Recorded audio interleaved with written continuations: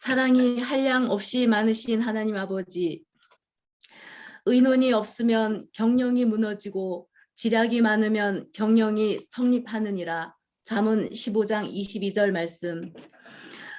하나님 범사에 감사를 드립니다.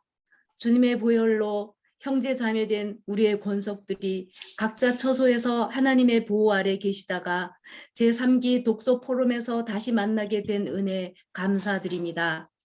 사순절을 보내고 있는 주님의 자녀들 겸손하게 보내게 하시고 세속과의 전쟁에서 주님의 말씀을 순종하지 못하고 알게 지은 죄 모르게 지은 죄 우리 모두 다 주님의 보혈로 깨끗이 용서해 주시옵소서.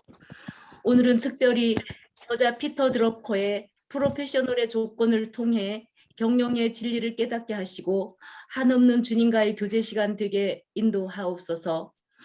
이를 위해 수고해 주시는 오늘의 강사 양지훈 대표님을 기억하사 전하는 자나 듣는 자가 서로 은혜 가운데 거하게 하시고 귀한 시간 되게 인도하옵소서. 지금은 시작 시간이 오니 마치는 시간까지 주님 홀로 영광 받으시기에 부족함 없고 정말 저희들 집중하는 귀한 시간 되게 주님 인도하여 주시옵소서. 모든 건 주께 올려드리오며 우리를 구원하여 주신 주 예수 그리스도 이름으로 기도합니다. 네. 네, 감사합니다. 오늘 강의를 준비하시고 또 해주실 양지훈 대표님을 소개해드리겠습니다. 양지훈 대표님은 역산 YG의 소속이고 전 한국 총연합회 회장을 역임하셨으며 21년도 47회 한국대회 기획팀장을 맡아서 수고하신 분입니다. 오늘 강사해 주실 양지훈 대표님 나오실 때 많은 박수로 격려해 주시기 바랍니다. 감사합니다.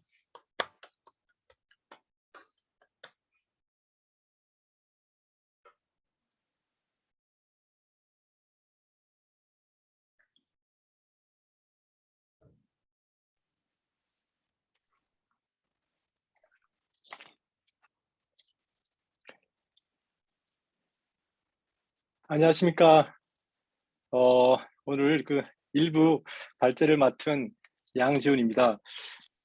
이렇게 줌으로 뭔가 이제 그 발제를 한다라는 거는 또 강의를 한다라는 저는 이제 어떻게 보면 처음 있는 일인데 되게 아주 힘들고 되게 또 낯선데요. 오늘 제가 그냥 편하게 진행할 테니까 혹시 실수가 있더라도 양해해 주시고 또 같은 또 우리 팀원들이 어떤 그런 입장에서 또 같이 또 들어주셨으면 좋겠습니다.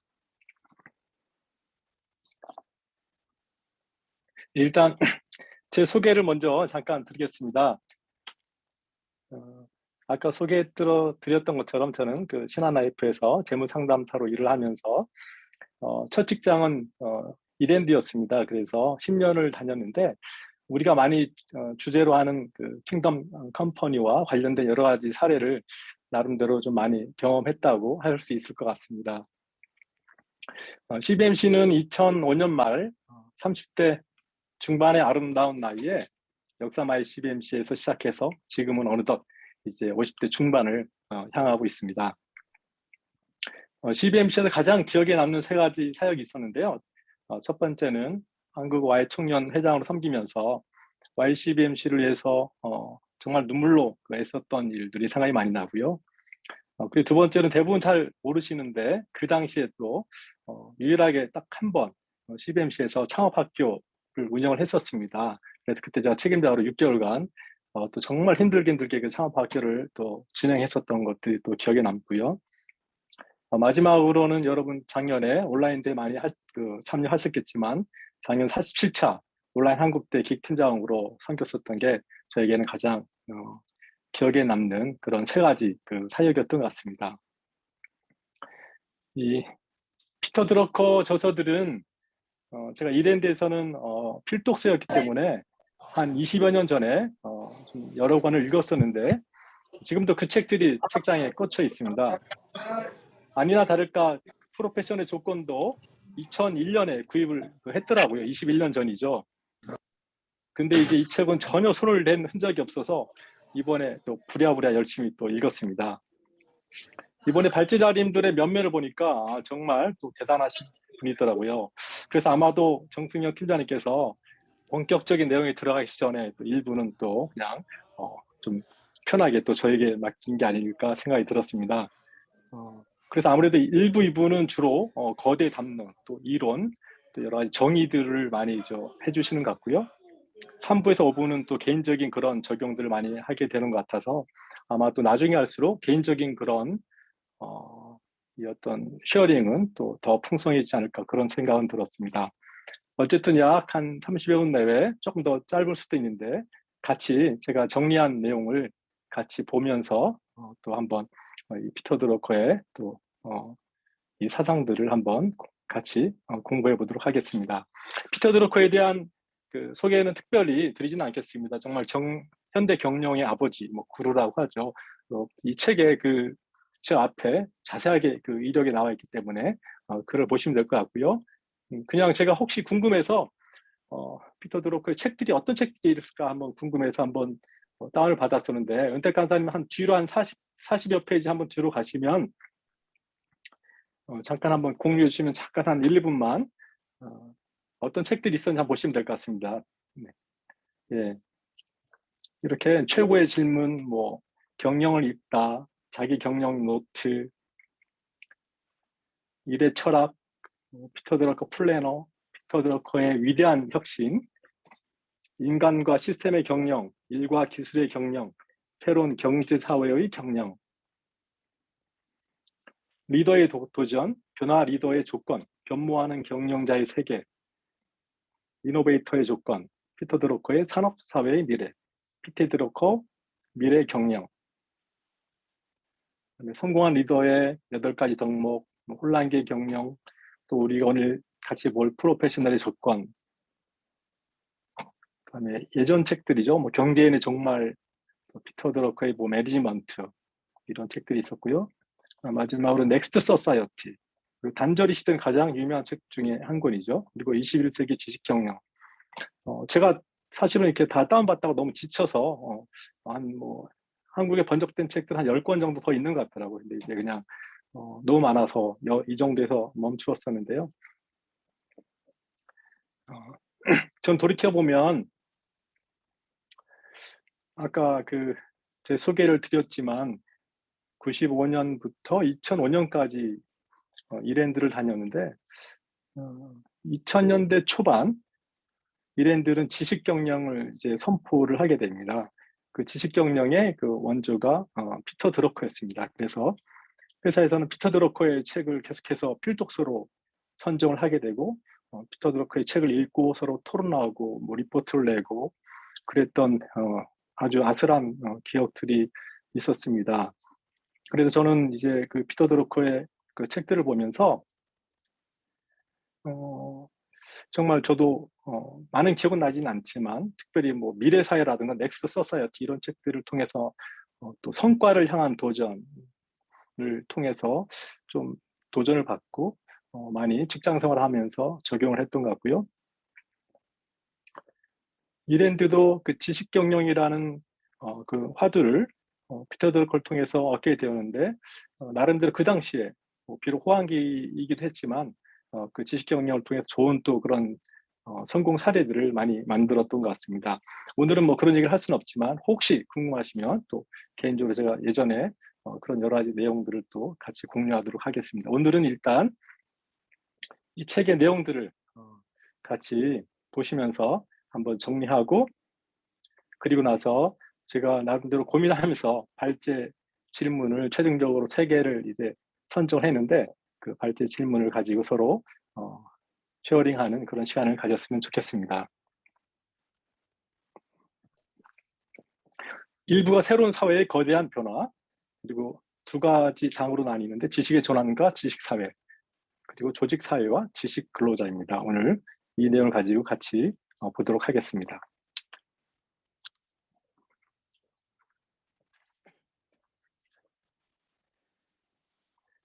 서양의 역사에서는 수백 년마다 한 번씩 급격한 전환이 일어났다고 합니다.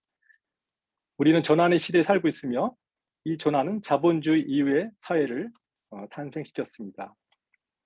이 전환의 시기에 세계를 보는 관점, 기본적 가치관, 사회 정치적 구조, 예술을 보는 관점, 그리고 주요한 사회 기관들을 재조직함으로 조직 스스로 재정비하는 그런 시대였다고 합니다.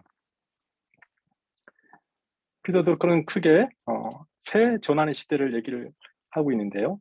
첫 번째가 도시 길드의 지배적 사회 집단의 등장, 원거리 도시 간의 교역, 고딕 양식, 그리고 도시 대학들이 수도원을 대신해서 문화의 중심지로 부상한 일, 그리고 라틴어 성경이 각 국가의 언어로 번역된 시기를 말합니다. 15세기 전환의 시대는 뭐니 해도 구텐베르크 활판 인쇄술 발명의 가장 또 특징이 있는 시대였죠. 그리고 마르틴 루터의 종교개혁, 르네상스의 전성기가 이때였고요.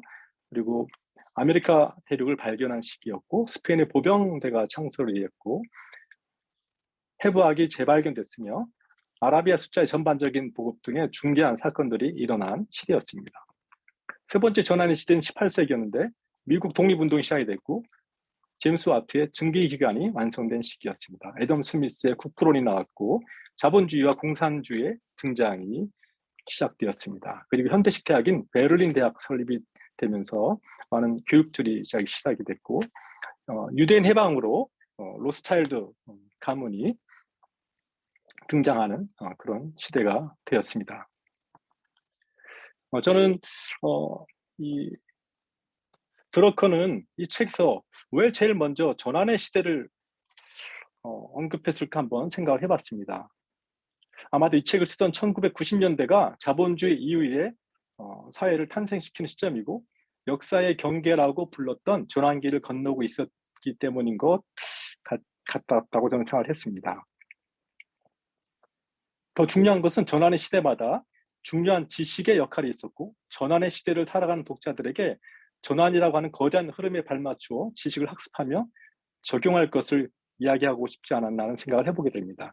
그래서 저는 그냥 첫 번째 하고 나서 그냥 저 개인적으로 한번 이런 질문을 던져봤습니다. 지금은 전환의 시대를 보면서 3차 산업혁명의 시대에서 4차 산업혁명의 시대로 넘어가는 전환의 시대인데 이 전환의 시대에서 나에게 필요한 지식과 우리 회사에 있어야 할 지식은 무엇일까 이런 생각을 잠깐 좀 해보고자 합니다. 네, 그 다음 넘어가겠습니다. 지식이 본격적으로 적용되기 시작합니다. 1750년에서 1900년 사이 150년 동안 자본주의와 기술은 이 지구를 정복하고 새로운 문명을 창조했습니다. 그리고 전통적 자본주의가 현대적 자본주의와 시스템으로 변화되었는데 이러한 전환은 바로 지식의 의미에 대한 근본적인 변화에 의해서 촉진이 되었습니다. 그것은 바로 지식이란 언제나 존재에 대해 적용돼서로 생각해 왔는데 어느 순간부터 행위에 적용되기 시작했고 사유재산이었던 지식이 어느 한순간에 공공재산이 되었음을 말합니다. 그래서 이 지식의 적용이 어떻게 이제 나타나냐면 18세기, 19세기 중엽에 지식이 작업 도구, 제조 공정, 제품에 적용이 되면서 산업혁명을 촉발하게 됩니다. 그리고 다시 그 이후에 1880년부터 제2차 세계대전까지는 지식이 본격적으로 이 작업에 적용이 되면서 생산성 혁명을 또 촉발하게 됩니다. 그리고 불과 몇십 년 후에 2차 세계대전부터 현재까지는 지식 그 자체에 적용이 되면서 피터 드러커는 이 시기를 경영혁명의 시대라고 이렇게 명명하고 있습니다. 자본주의 기술 진보가 지금과 같이 사회 전반적으로 그리고 전 세계적으로 유행하도록 하였는데 결정적인 그 영향을 끼친 것은 1700년경 유럽에서 일어난 지식의 의미에 대한 근본적인 변화였습니다. 이 새로운 의미의 지식은 실용성으로서의 지식이고 사회적 지위와 경제적 성과를 얻을 수 있는 수단으로서의 지식입니다. 근데 이 지식이 새로운 의미가 이제 시작됐다고 했는데 그럼 과거의 지식들은 어땠냐면 여러분 잘 아시는 것처럼 소크라테스는 지식은 자기 자신을 아는 것이라고 이제 했고요. 프로타고라스는 지식의 목적은 지식을 갖고 있는 사람으로 하여금 무엇을 말해야 하는지, 어떻게 말해야 하는지를 알게 하는 것이라고 그렇게 했습니다. 그 당시에 이제 동양 유학자들에게도 지식이란 출세와 성공의 한 방편으로서 무엇을 어떻게 말해야 하는가를 아는 것이라고 이제 했고요. 또 역시 도가와 선승들에게 있어서도 지식이란 자기 자신을 아는 것으로서 깨달음과 지혜에 이르는 길이었다고 합니다. 이렇게 이 당시에 이들에게 있어서 지식은 무엇을 할 수 있는 능력을 의미하지 않았습니다. 그냥 지식은 전혀 실용성을 내포하고 있지 않았던 거죠. 이런 지식이 이렇게 새롭게 의미를 담아서 산업혁명과 생산성 혁명과 경영혁명으로 이제 이어지게 됩니다. 산업혁명은 기술에 의한 사회의 전환과 문명의 세계적인 확산이라고 정의를 하게 됩니다. 근데 이때 산업혁명 시대에 기능에서 기술로 넘어가는 거대한 변화가 백과전서에 잘 기록되는데, 이 위대한 작업은 모든 장인의 지식을 종합하여 체계적으로 정리하려는 시도를 가지고 행해졌으며, 도제가 아닌 사람들도 기술자가 될 수 있는 길을 열어주려는 것이었습니다.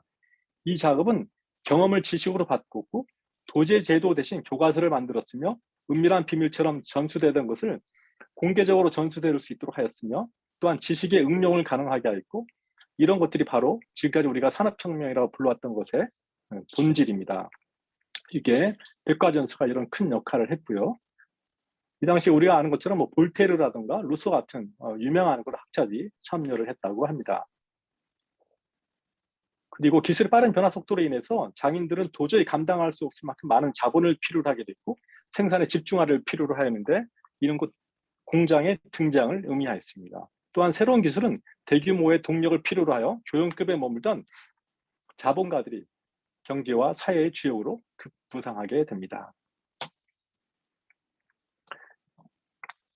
저는 이 백과전서를 보면서 내 회사에서 당대 백과전서처럼 특정 영역에 필요한 매뉴얼이 좀 있을까, 이런 생각을 한번 해보게 되었고요. 제가 예전에 이랜드에서 경험했던 한 가지 사례는, 이랜드 총무과에서 벌써 한 20년에서 25년 전 얘기인데, 건물 관리, 보수, 뭐 청소, 정리, 정돈 등의 영역에서 200페이지에 이르는 매뉴얼 책을 만들어 가지고 직원들에게 다 배포함으로써 저희가 그걸 숙지하고, 저희가 정리정돈과 청소할 때 뭐 그런 것들을 다 적용할 수 있도록 해서 건물 관리 원가가 상당히 절감한 그런 사례를 기억해 보면서 우리들의 이 기업에 적용할 수 있지 않을까, 이런 생각을 한번 해보았습니다.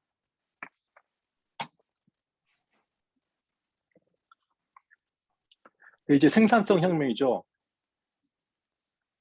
히터드로커가 가장 중요하게 생각하는 이 시대입니다. 자본주의의 본래적 모순과 노동계층의 소외와 착취, 그리고 프롤레타르 계급 그 자체를 한꺼번에 무너뜨리게 됩니다. 생산성 혁명에 가장 큰 영향을 끼친 사람이 바로 여러분이 잘 아는 테일러입니다. 테일러는 최초로 지식을 작업의 연구와 분석에 적용하였으며 작업을 과학화했습니다. 테일러는 유복한 과정에서 교육을 받았지만 하버드 대학에 입학하는 것을 포기하고 제철소에 들어가 열심히 일하며 인정받았고, 그때 발명한 금속 세공품 등으로 부자가 되었습니다. 하지만 자본과 노동자 사이의 심각한 반목을 보고 충격을 받고, 또한 그 반목은 얼마든지 해소시킬 수 있다는 사실까지도 보았습니다. 그래서 노동자들이 보다 생산적으로 일할 수 있게 함으로써 넉넉한 보수를 받도록 해야겠다는 결심을 하게 됩니다.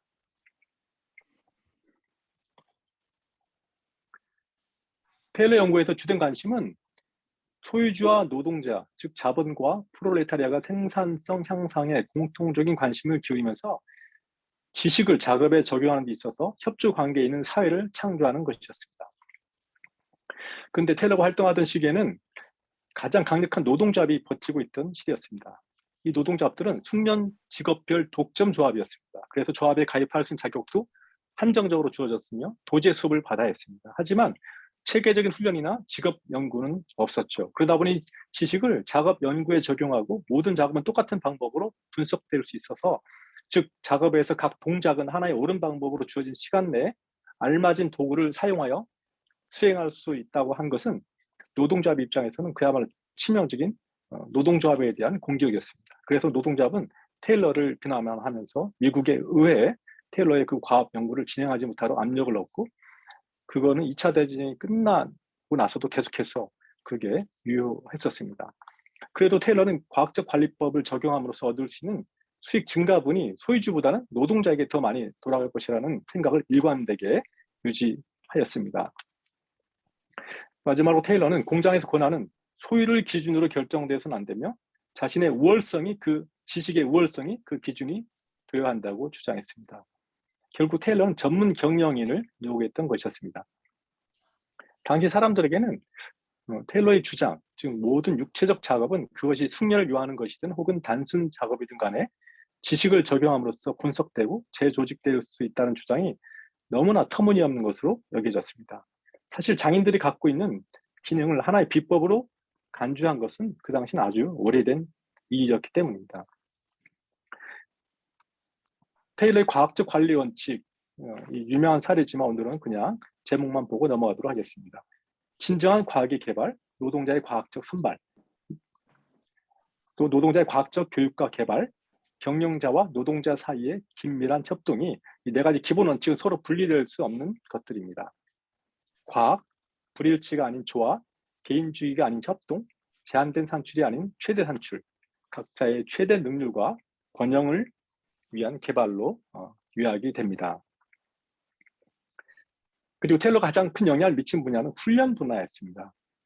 유럽은 여전히 도제 제도를 고수하던 시기에 미국은 1, 2차 세계대전 때 근로자들을 훈련한데 테일러의 접근 방식을 체계적으로 적용하면서 단지 수개월 만에 인류 기술자를 탄생시킬 수 있었고, 이는 미국이 일본과 독일을 패배시킬 수 있었던 가장 큰 그런 요인이 되기도 했습니다. 결국 작업에 대한 지식의 적용은 생산력을 폭발적으로 증대시켰고, 이 놀라운 생산력 증대야말로 모든 선진 국가에서 생활 수준의 삶의 질을 월등히 향상시킬 수 있었던 근원이 되었습니다. 그래서 테일러의 과학적 관리법은 노동조합의 저항에도 불구하고 모든 선진국을 휩쓸었고, 그 결과 생산성 향상으로 얻어진 열매의 대부분은 노동자, 즉 마르크스식으로 말하자면 프롤레타들이 가져가게 됩니다.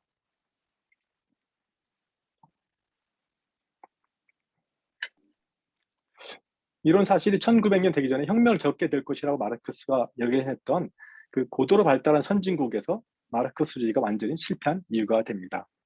또한 굶주림과 실업난에 허덕이던 중부 유럽 국가에서조차 프롤레타리 혁명이 일어나지 않은 이유와 공산주의 혁명으로 이어지지 않은 이유에 대해서 설명해 줍니다. 그들은 최소한 중산층까지는 올라가 있었고, 그들은 보다 생산적인 노동자가 되어 있었던 것입니다. 마르크스는 종종 다인, 프로이드와 함께 현대 세계를 창조한 삼위일체로 간주되기도 하는데, 드러커는 테일러가 마르크스 대신 그 자리에 앉아야 한다고 주장합니다. 지난 100여 년간의 폭발적인 생산성 향상을 통해 선진 경제를 창조한 것, 다름 아닌 지식을 작업에 적용한 테일러 연구 덕분이었다는 사실을 인식하는 사람이 너무나도 적다는 건 매우 심각한 문제라고 피터 드러커는 안타까워합니다.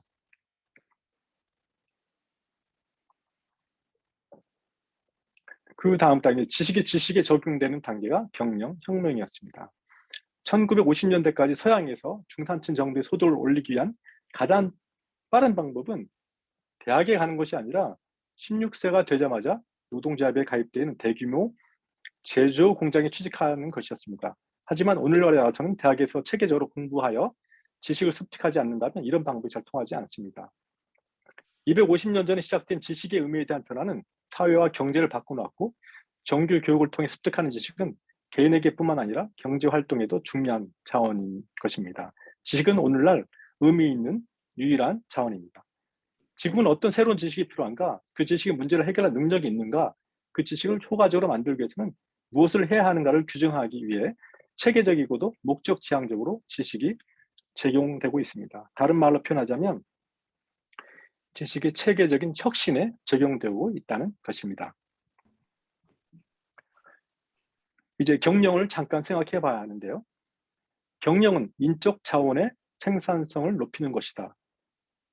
그리고 지식사회의 고유한 기관이다라고 얘기하고 있습니다. 또한 경영은 기업이 아닌 다른 조직, 비용기관, 비정부 조직 혹은 정부 기관에 더욱 필요한 것이라고 하고 있습니다. 근데 재미있는 거는 피터 드러커가 당신은 지금까지 가장 위대한 경영자는 누구라고 생각하십니까? 라는 질문을 자주 받는데 이렇게 대답했다고 합니다. 4천년 전 최초로 이집트의 피라미드를 지을 생각을 하고 설계하고 그리고 건설한 사람이지요. 피라미드는 아직까지 무너지지 않고 여전히 서 있지 않습니까? 예, 이런 또 재미있는 또 예가 있었습니다. 1950년이 되기까지 경영이란 말은 하나의 족보이는 단어가 아니었습니다. 사실상 경영은 수천 년부터 존재했지만 제2차 세계대전이 끝날 때까지는 발견되지 않은 채 남아 있었던 것이죠. 경영이 발견될 수 있었던 데에는 2차 대전의 경험, 특히 미국 산업이 거둔 성과가 큰 역할을 하게 됩니다.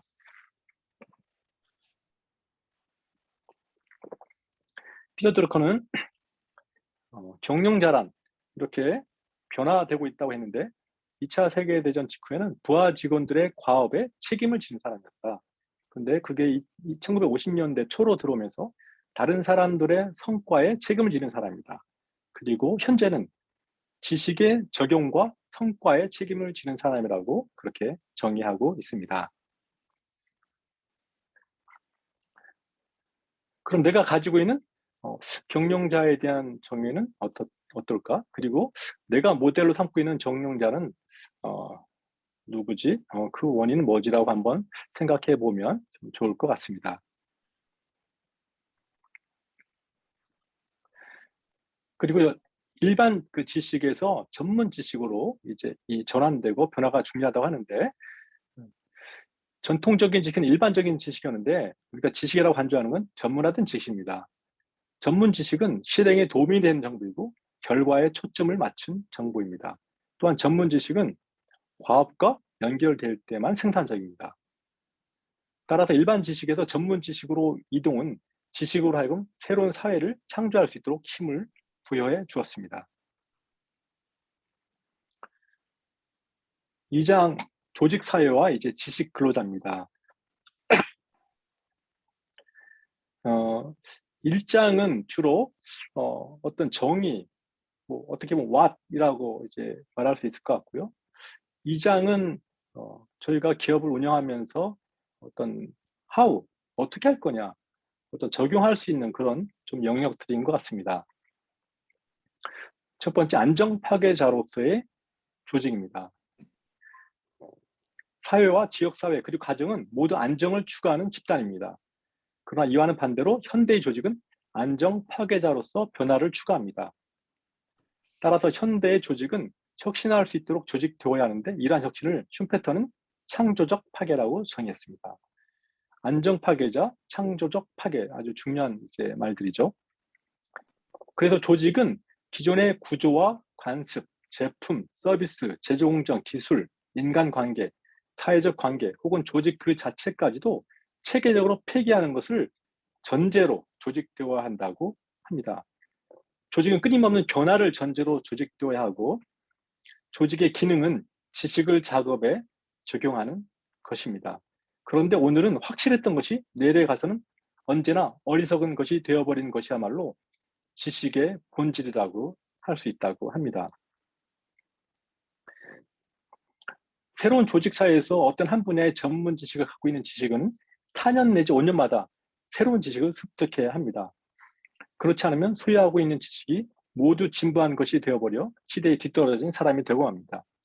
새로운 지식을 습득하는 것이 중요한 또 한 가지 이유는 어떤 한 분야의 지식 체계에 가장 심각한 영향을 미치는 변화는 원칙적으로 다른 지식 분야에서 비롯되기 때문입니다.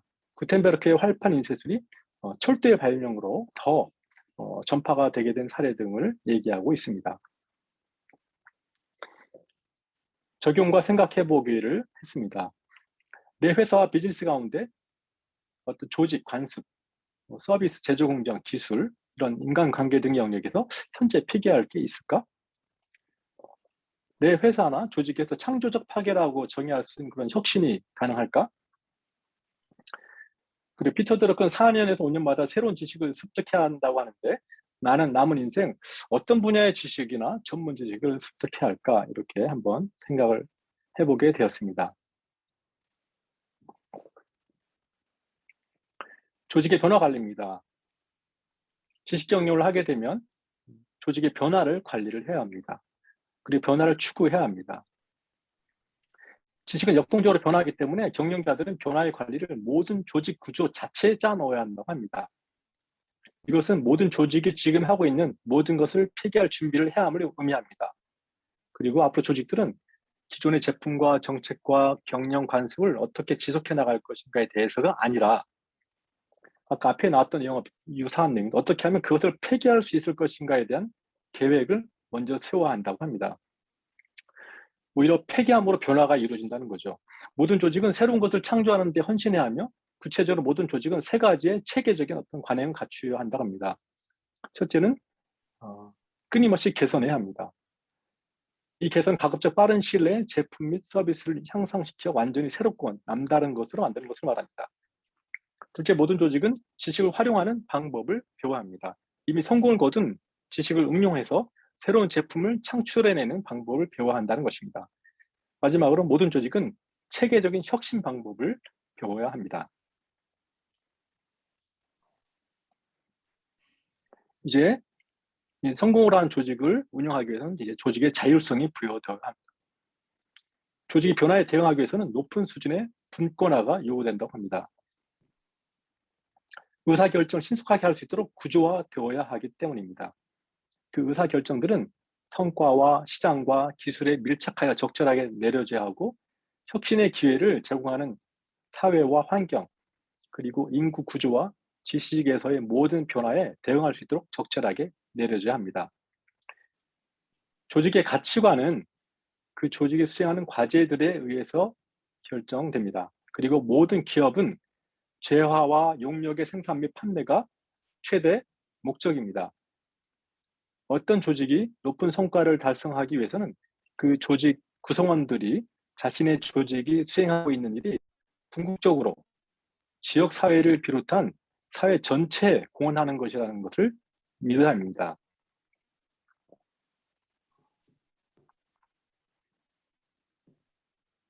그래서 내 회사는 변화에 대응할 수 있는 높은 수준의 분권화가 되어 있는 것일까? 이런 생각을 해보게 되고요. 그리고 우리 직원들은 우리 회사가 하는 일이 궁극적으로 지역 사회를 비롯한 사회 전체에 공헌하는 것이라고 생각하고 있을까를 한번 돌아보게 됩니다. 아마 이런 질문들은 우리가 CBMC맨으로서 또 CBMC 비전과도 연결이 되는 질문이 아닐까 이런 생각을 해보게 되고, 저도 사실은 피터 드러커가 예전에 잡지에서 크리스찬이라고 저는 이제 생각을 하고 있었는데 좀 그래서 좀 검색을 해봤는데 확인을 못했습니다. 그렇다. 어쨌든 이 드러커의 여러 가지 이런 사상들이 정말 우리에게는 정말 모범이 되는 그런 내용들인 것 같습니다. 그리고 조직은 사회적 책임을 다해야 합니다. 사회적 책임을 지는 것 또한 조직 사회의 본래적인 문제입니다. 그리고 조직은 결정과 권한을 가져야 하는데 드러커는 그러나 경제적 성과는 1차적인 책임이자 기본적인 것으로서 자본 비용을 보상할 수 있는 최소한의 이익조차 내지 못하는 기업은 사회적으로 무책임함을 강조하였습니다.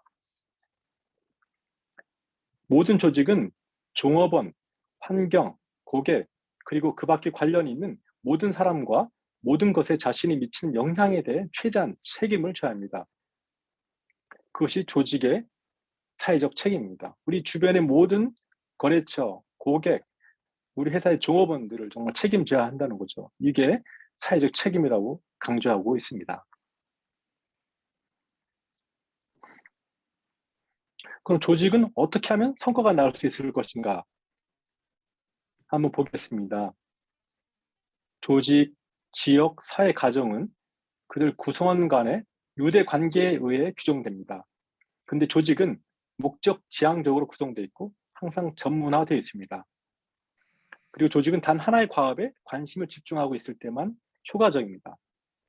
현대 조직은 각자 한정된 일정 분야의 전문적 지식을 가진 전문가로 구성되어 있고 따라서 조직의 사명은 명확하게 드러나 있어야 합니다. 그리고 자신의 전문성에 비추어 성과를 측정할 것이며 또한 조직에서 자신의 가치를 부여할 것입니다. 오직 모든 구성원이 집중하고 인정할 수 있는 공동의 사명만이 조직을 하나로 묶어주고 성과를 낼 수 있게 해줍니다. 그러한 명확한 사명이 없으면 조직은 조직으로서의 가치와 신뢰를 잃게 되고 결과적으로 성과를 내기 위해 필요한 인적 차원을 유인할 능력을 잃게 될 것입니다. 지식 근로자로 구성될수록 조직을 떠나거나 다른 조직으로 이동하는 경우가 많기 때문에 조직들은 언제나 가장 핵심적인 자원인 전문적인 지식과 기술을 갖춘 유능한 지식 근로자를 확보하기 위해 경쟁하고 있습니다.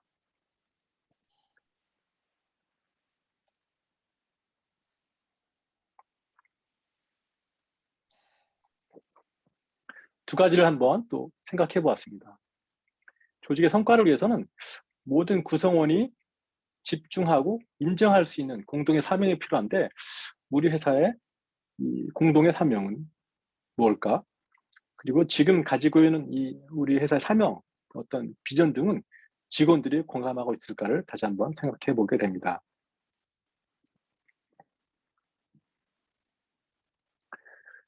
네, 지식 근로자는 최대 자산이죠. 그럼 과연 그 지식 근로자와 경영자의 관계, 그 지식 근로자는 어떻게 이제 또 잘 또 대해야 할지를 또 보도록 하겠습니다. 조직은 사람들을 끌어들여야 하고 붙잡아 둬야 합니다. 그들의 능력을 인정해주고 적절한 보상, 일할 수 있는 동기를 부여해 줘야 합니다. 또한 그들에게 헌신해야 하고 만족을 줘야 합니다. 지식 근로자들은 조직이 있기 때문에 일을 할 수 있습니다. 따라서 지식 근로자와 조직은 상호 의존적이라는 것입니다. 그러나 동시에 지식 근로자들은 생산 수단, 즉 지식을 소유하고 있습니다. 지식 근로자는 독립적이며 또한 이동성이 매우 높습니다. 산업사의 역사를 통틀어 육체 노동자들은 언제나 지시를 받으며 일했지만 지식 근로자들에게는 그럴 필요가 없습니다. 지식 근로자는 자신이 하는 일에 대해 누구보다 잘 알고 있기 때문입니다. 현대 조직은 주로 지식 전문가로 구성되어 있고 그래서 동등한 입장의 사람들로 조직되어야 합니다. 그들은 모두 동료 내지는 협력자가 되어야 하며 서열을 매길 수 없고 지식 그 자체로서 우월하다거나 열등하다는 평가를 내릴 수 없습니다. 그래서 현대 조직은 상하 조직이 아닌 팀처럼 조직되어야 한다고 피터 드러커는 얘기하고 있습니다. 그래서 우리 회사는 직원들의 능력을 인정해주고 적절한 보상, 일할 수 있는 동기를 부여해주고 있는 것일까 생각해 보게 되었습니다. 또 하나, 우리 회사는 상하 조직이 아닌 팀처럼 조직이 되어 있는가 생각해 보게 됩니다.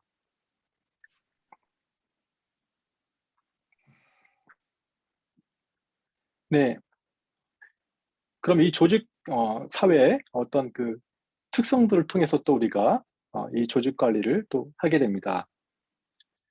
오늘날의 조직 사회는 성과를 달성하는 능력 면에서 전례를 찾아볼 수 없습니다. 그 이유는 첫째, 조직 사회를 구성하는 조직들은 하나의 구체적인 성과를 달성하기 위해 고도로 전문화된 도구를 갖고 있기 때문입니다. 둘째, 조직 사회의 성과 달성 능력은 그 조직 그 자체 그리고 지식 활용 능력에 기초하기 때문입니다. 조직 사회에서 야기된 긴장과 문제점들도 역시 전례가 이제 없게 되는데요. 여러 가지가 있지만 예를 들면 지식 전문가들과 경영자들 간의 갈등입니다.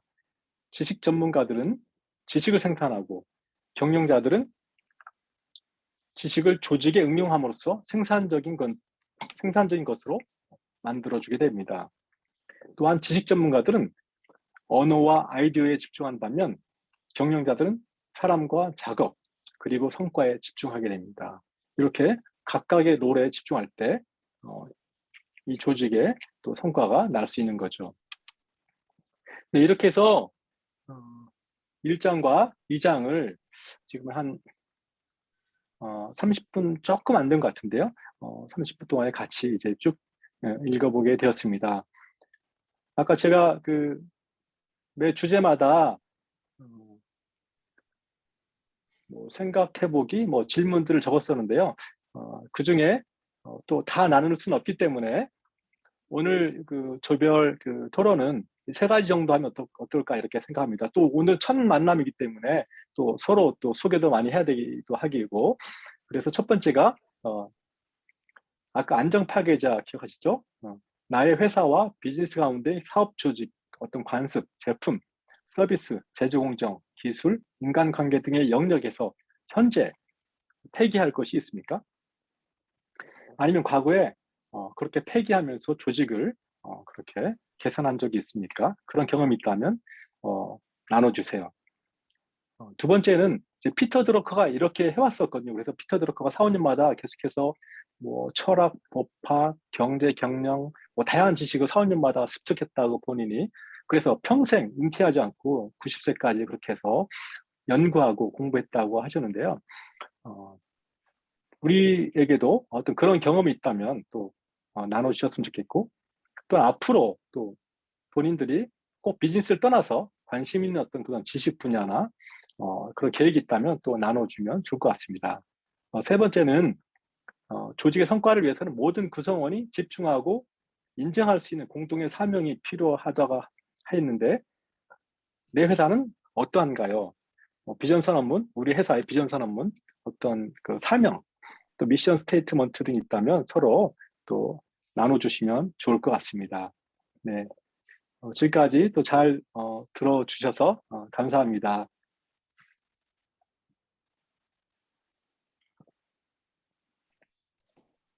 감사합니다. 저희들을 위해서 많은 자료를 준비하시고 또 요약해 주신 우리 강사님께 감사의 말씀, 박수를 한번 보내드리겠습니다. 이제는 좁을 모임이 있습니다. 예,